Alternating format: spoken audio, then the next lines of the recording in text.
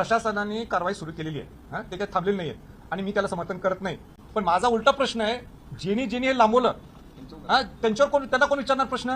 तुम्हीच तो विचारणार नाही प्रश्न. संभाजीराजे तुमच्या मागे होते. संभाजीराजे तुम्हाला वेळोवेळी इलेक्ट्रॉनिक मीडिया आणि प्रिंट मीडियाला सांगितलं की न्याय प्रवेश विषय नाही हा, ह्याच्यावर निर्णय होऊ शकतो.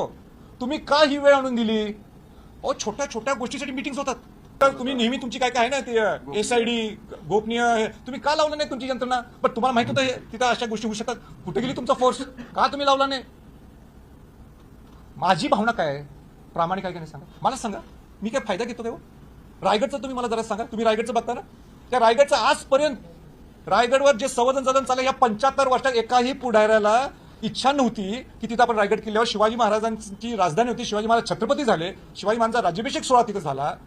तिथं स्वराज्याची शपथ त्यांनी घेतली. त्या रायगडसाठी का कोणाला नाही करायला आजपर्यंत मी ते सुरू केलं. त्याचा राजकीय फायदा केव्हा घेतला नाही.